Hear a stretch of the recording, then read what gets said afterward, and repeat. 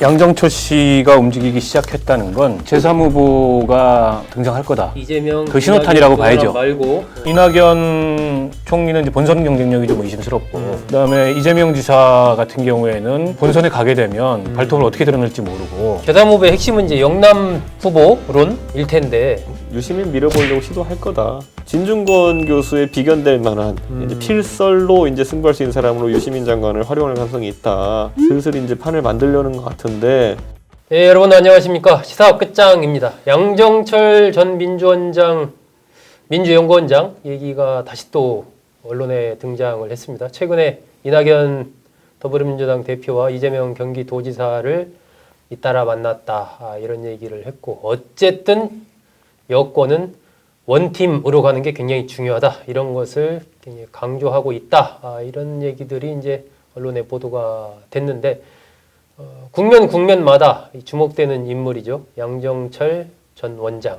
자, 이준석 최고위원님이 뭐 양정철 전 연구원장은 지난 총선 때 어쨌든 뭐 최일선에서 그야말로 압승을 이끌어낸 주역이고, 또 문재인 대통령의 뭐 최측근 인물로 알려져 있고, 이런 상황에서 어쨌든 물밑에서 이낙연 대표, 뭐 이재명 지사 등등등, 아마 김경수 경남도지사와도 만난 것 같고, 계속 만나면서 여러 가지 역할을 하고 있다, 이런 얘기가 계속 나오는데, 양정철 어떻게 봅니까?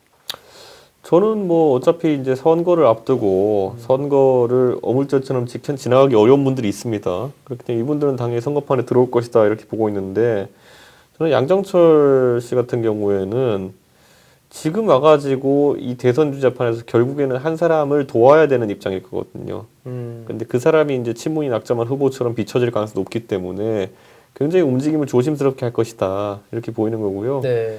지금 당장 결국에는 그 PK가 무너지는 것에 대해 가지고 대책을 만들기 위해 동분서주할 것이다. 아, PK. 예. 지금 일각에서는 어차피 내년 보궐선거에서 서울시장 보궐선거는 몰라도 부산시장 선거는 해볼 필요도 없이 이제 민주당 밀린다, 이렇게 예측하는 분들도 있는데, 거꾸로 민주당에서 대선을 생각하는 사람들은 그래도 포기할 수 없다는 인식이 굉장히 강한 것 같아요. 네. 예. 지금 뭐 부산시장은 성추문으로 사퇴하고, 경남지사는 지금 뭐 저 2심까지 징역이고, 지금 부산시 경제부시장은 그거 뭐 뇌물 받아가지고 문제되고 이렇게 하고 있잖아요. 네. 이 정도 분위기면 원래 선거 사실 치러볼 것도 없는 거거든요.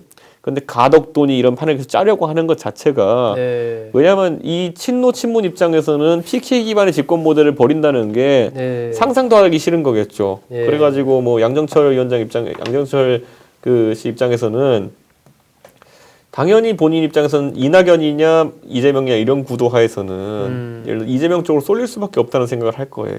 그건 왜 그러냐면은 기존에 제가 얘기하지만 호남을 기반으로 한 이낙연 지사의 문제는, 호남에 예를 들어 95% 득표하는데 거기서 2% 올려가지고 97% 득표하는 게 무슨 의미가 있냐는 거죠.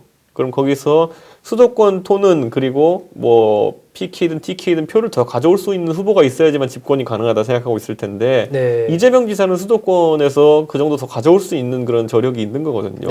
그렇기 때문에 과거에 사실 그래서 뭐 문재인 그 대통령이 이어가지고 지난 경선 때 안지정 지사가 주목받았던 게 그런 지점 아니겠습니까? PK 기반의 집권 모델에 비견되는 충남 기반의 집권 모델을 만들 수 있다는 생각 때문에 그때 각광을 받았던 건데, 충남 카드가 이제 약간 멀어진 상황 속에서 다른 카드를 하나 찾아야 되는 게 지금 이제 양정철 원장의 과제가 아니냐. 아하. 지금 같은 경우에는 그 민주당 같은 경우에는 지지층이 이제 수도권과 그 호남으로 이원화돼 있는데, 그 핵심 지지층이 지금 상황에서 이낙연 대 그 이재명 같이 만약에 경선이 흘러가잖아요. 그럼 그 지지층이 양극화될 수밖에 없습니다. 왜냐하면 당장 제가 경선을 치른다 하더라도요, 이낙연 지사 같으면은 본인이 이재명 지사보다 수도권에서 더 표를 긁어올 수 있다는 생각 안 할 겁니다. 그러면 굉장히 호남에 편중된 어떤 표 긁어오기 발언을 많이 할 테고요. 이재명 지사도 마찬가지일 겁니다. 경상북도 안동 출신의 본인이 호남 출신의 이낙연 지사보다 더 표를 가져올 거라는 생각 안 하거든요. 그럼 서로 이제 다른 밭을 각각 따로 공략을 하면서 극화하게 되는 거거든요. 이런 구도를 양정철 원장이 원하진 않을 거다, 그런 생각을 합니다.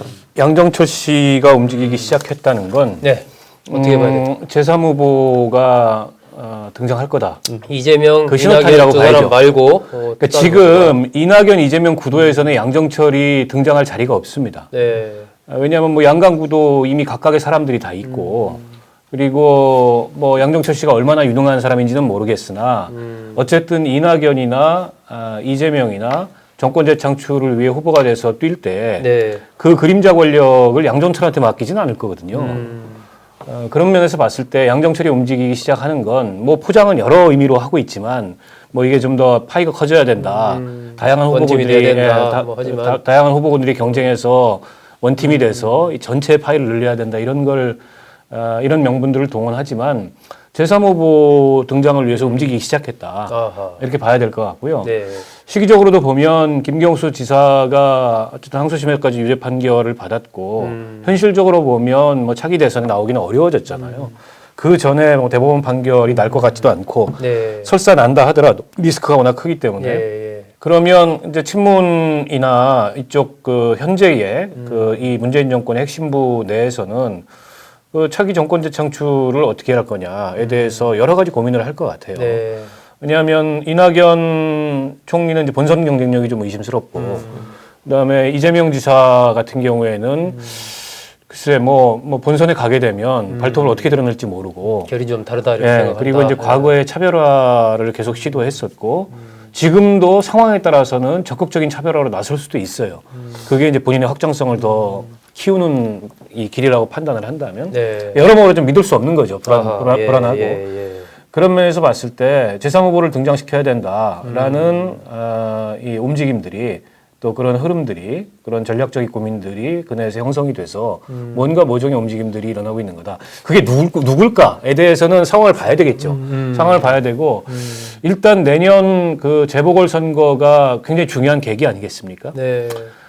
그게 대선 전초전의 의미를 갖는 선거이기도 하고 내년 재보궐선거에 그 최종적으로 후보의 향배 그리고 그 후보가 선거를 이길 수 있느냐 없느냐 그로 인해서 당내에 어떤 역학의 변화가 있느냐 그리고 문재인 정부 집권 후반부를 안정적으로 관리할 수 있느냐 없느냐 여러 가지 의미가 달려 있는데 뭐 그것까지를 포함해서 움직이기 시작했고 아마 제3후보가 등장을 한다면 내년 재보궐선거를 전후한 뭐 재보궐선거 그 뭐 직후 뭐 이런 시점부터가 아닐까 싶습니다. 결국 제3후보라면 제3후보의 핵심은 이제 영남 후보론일 텐데 누구냐 하면 사실은 이거 보고 계신 분들이 박 의원님 제일 궁금해요. 그래서 여기 박원석 의원이 얘기하는 제3후보 그거 그럴듯하네. 그거 누구요? 이렇게 물을 거거든요. 뭐라고 하시겠어요? 글쎄요. 뭐 일단 많은 분들이 유시민 전 장관을 떠올릴 텐데 이분은 뭐 거의 안 할 걸로 보이고요. 그리고 그럼 누구냐? 그럼 뭐 김두관이냐? 뭐 등등 여러 가지 생각이 있을 텐데 다들 조금씩 좀 아쉬워 보이고 후보가 되기에는 그래서 아직 그 뭐 저는 그 제3후보론을 고민하는 사람들도 뚜렷한 대안을 갖고 있지 못할 거다. 실제로 뭐 일각에서는 임종석 전 실장 얘기도 하고 뭐 이광재 전 지사 얘기도 나옵니다만 이광재 전 지사는 뭐 본인 생각이 없다고 거의 공공연히 얘기를 하고 있고 그래서 움직이긴 움직이되 아직 누구를 정해놓고 누구를 부상시키기 위해서 움직이기보다는 이런저런 모색들이 이루어지고 있는 게 아닌가. 이준석 최고는 어떻게 봅니까? 어차피 대선 주제는 우리가 모르는 사람 중에서 나오지는 않습니다. 그렇죠. 그렇기 때문에 아는 사람 안에서 나온다 했을 때는 유시민 밀어보려고 시도할 거다. 할 거다? 저는 이렇게 생각하고요. 이제 그 과정 속에서 친문 세력이 유시민 이사장을 제3후보로 내세울 가능성이 있다. 그렇죠. 어떤 목적일까를 어떤 방식일까를 이제 살펴보면요.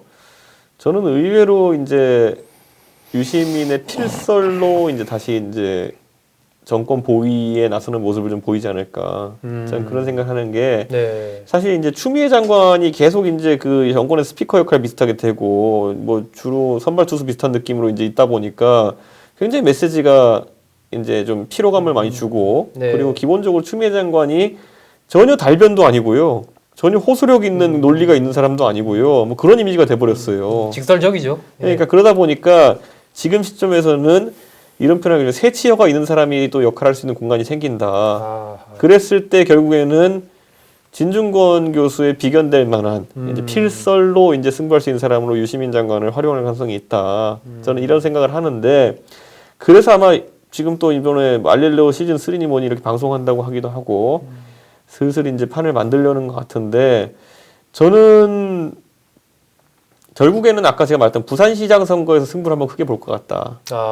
예. 예. 그런 여권이 생각- 거기에 굉장히 공을 들일 거다. 그래서 결국은 저는 김영춘 장관을 내려고 어떻게든 양정철 씨가 작전을 짤 것이고 거기에 총력 전력 투구를 할 것이다. 병법에 그런 게 있어요. 전장이 서울이라고 생각하고 서울에서 싸우면은 부산은 말 그대로 그냥 이렇게 되지만은 거꾸로 전장이 부산이라고 국민의힘이 느낄 정도로까지 압박 축구를 하게 되면요. 그럼 오히려 서울에 국민의힘이 신경을 못 씁니다. 왜냐하면은 국민의힘이 서울에서 지는 거는 감내할 수 있지만은 부산에서 이 상황에서 지는 것은 국민의힘 문 닫아야 되는 상황이거든요. 그렇기 때문에 저는 제가 만약에 병법을 다루는 그 팀의 병법을 다루는 사람이라면은 부산에 총력전을 할 것이고 저는 그 낌새가 약간 보이는 게 가덕도 가지고 또 이제 슬슬 이상한 얘기 하는 거 보니까 저는 그쪽에 관심을 많이 두고 있는 것 같다 이런 생각을 합니다. 예, 양정철 전 민주연구원장의 움직임, 본격적으로 이제 내년 선거, 서울시장, 부산시장, 재보궐선거를 내다본 움직임이 본격화되고 있는 거고 이것은 여권 내에서 제3후보론과도 연결된다. 예, 두 분의 분석, 흥미로운 분석 같습니다. 예, 재밌게 한번 보면서 내년에 특히 부산시장이 어떻게 흘러갈지 한번 관심 있게 지켜보는 것도 좋은 포인트 같습니다.